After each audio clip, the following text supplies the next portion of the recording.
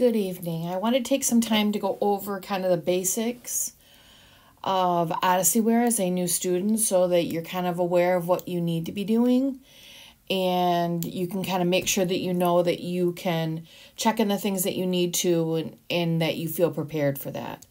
So first of all, when you're going to go to Odysseyware, you should have received a sheet that came with your computer that had your login information on it. It does have the SCMV Odysseyware website. You cannot just go to Google and type in Odysseyware, because what's going to happen is you're going to come up with lots of other schools besides ours. Every school has their own site.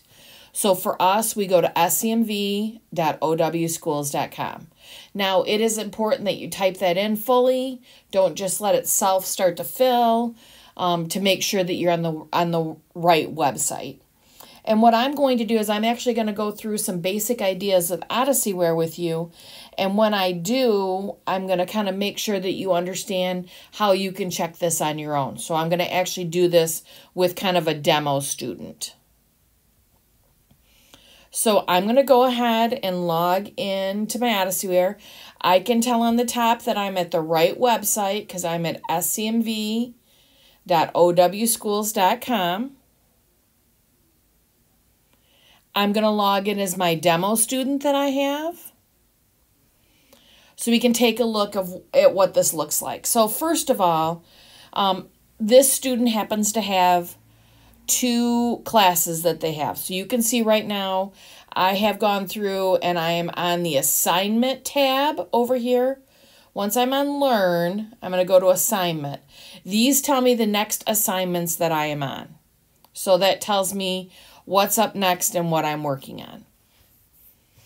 And then what I'm going to do is I'm actually going to go through kind of how to set these, go through and set it up for yourself so you know what to do. So before we go any further and I show you how to actually work on your actual class, I want you to take a look over underneath the Odysseyware name where it has assignments. I want you to click on Courses. So if I click on Courses here, I can see that both those classes, I said there are two classes. I can see both classes there. And there's kind of a couple pieces that I need to pay attention to. First of all, this bar that I have right here is what you're going to pay attention to. Now, with most students, we talk about getting to a certain percent every day. So if you are a student that's grade 6 or higher, you're probably working with the 7% a day. That means you're looking at this at the beginning of the day and the end of the day and making sure you're getting to your percentage. Now listen, you cannot pay attention to this pacing. This pacing is based on having the class open for the semester, and we do not have it open for the semester. Most of you have your classes open for just a 3-week period of time if you are a 6 through 12 kid. If you are in grades 4 or 5, you have them open for about 4 weeks. So super important that you're not paying attention to the pacing. So again, this is your progress bar. You should keep track of your progress every single day. When I talk about how I'm doing so far, my current score can give me an idea of what that looks like. So I'm just trying to go through and kind of pay attention to that. Also on here, it tells your teacher's name. You can click on this button if you'd like to be able to email them. That's basically how it works. So I'm going to go back to my assignments for a minute, just so you can start to see how this works. So right now, I have an Algebra 1A class that I'm working on. So this is a class I'm going to look at. If I go to the end where the arrow is and I click that arrow, it's going to open the class of where I'm at. And so a couple things. When I first start out, it's going to give me information of things that I need to be able to read. Sometimes it's a video. Sometimes I have to be able to look at that. So when I'm going through this, then I'm paying attention to read the next section or to work on questions. So I want to go through and read everything before I start working on my questions. So once I get done with reading this, I'm going to go to my piece down here where it says read next section. Now, please be careful because in every single class, this happens to be a math class, but it doesn't really matter what class it is. if you have a class and it opens and the first thing you see is vocabulary, you need to write the vocabulary down. If you don't, I'm telling you right now, the very first assignment on anything that you're going to have is going to be probably a matching with the vocabulary. So it is important that you kind of pay attention to that. Okay, if I go to the next section, I can see now that I have a video that I'm going to watch. And then I'm going to have things, problems, examples that I'm going to go through. So first of all, if you're watching the video, you need to be taking notes while you're doing it. So if you need to pause that video as you're going through, you're going to go through all of that, okay? Once I'm done with the entire section, I've read everything, I've gone on to everything. At the bottom, I'm going to click on Work on Questions. And I'm going to have a set of questions that are going to come up. Now, I can see right here across the top, I'm on question number 2. So once I answer this question, whatever my answer is going to be, I'm going to select my answer, and then I can just move ahead by using the numbers. Don't use this turn it in until you're all the way done.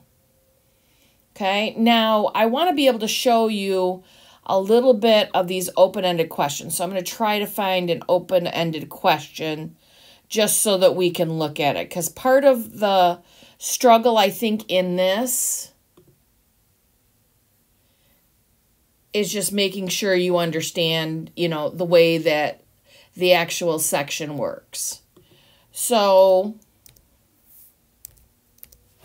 let me find an open-ended one. So I'm going to hit this for just a second. Go back to my assignments. Here is one I know on my test. I have an open-ended one. So I'm going to go to this. If it is a test or an assessment, when you open it, realize it's going to say something like this. A test or quiz, you have a chance of taking it twice, and you have to score 60% or higher to go on. In the lessons, you probably have 3 attempts at scoring 60% or higher.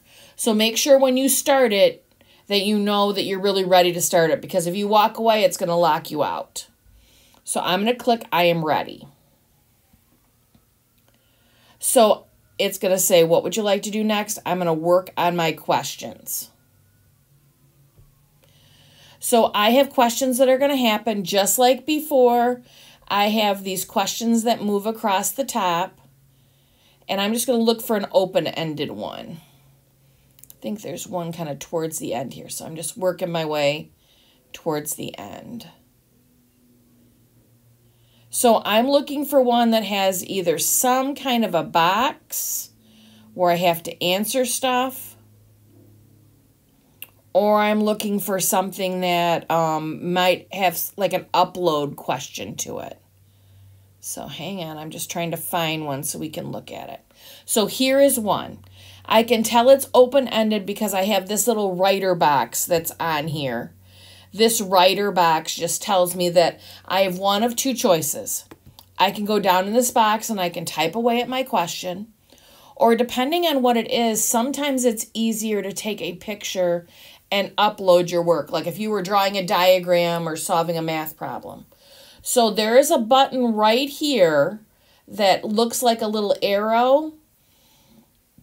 So if you take a screenshot of what you've done on paper, you can click that and upload that, okay?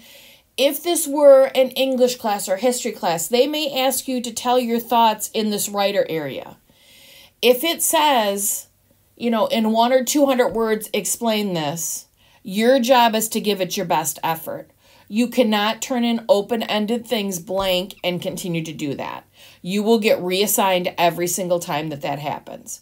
And usually that means the entire assignment may get reassigned. So it is important that you do your very best effort. If you are working on something that is open-ended in a lesson and you're struggling, then make sure that you see your teacher so they can help you. Okay, so I just wanted to make sure that I talked about that. The other choice that you have too in this box is if you're writing for an English class or history class and you want to do a Google Doc, you can do that. And then in the writer's box here, you're just going to drop a link to what you did. Just make sure you make the link that anyone with the link can open, because that's what you want your teacher to be able to do, is to be able to write that. Now you can attach it, or you can just write it in the inside. Either one's okay. Okay, so I know this test is going, and that's part of this, but I want to make sure we touch on just a couple other pieces. One of them is across the top where you have that Learn button. There's also a Messages button. So I'm just going to click this so you can see it. Now, these are where you're going to get messages from your teacher. So first of all, these messages are going to be really important for you so that you're able to get messages. If you see the little notification up here like I had, you know that you need to do that. Okay? So you got to check your messages every day. You should be checking your school email every day. It also has a Help button. So if you're specifically working on something and you need help, you can kind of get some information about Odysseyware there. When you are in your class, if you're working on something and you just quite don't know what to do, on the bottom of your problem, there's going to be an Ask for Help. Now, it may be problematic to use it if you're at a test or quiz, but if you're in a lesson and you need help, click this, because what's going to happen when I click this and ask for help, I'm going to write a message here, and it's actually going to attach it right to the problem or the question that you're working in. And that's really helpful to me as a teacher that I can see that part. Okay?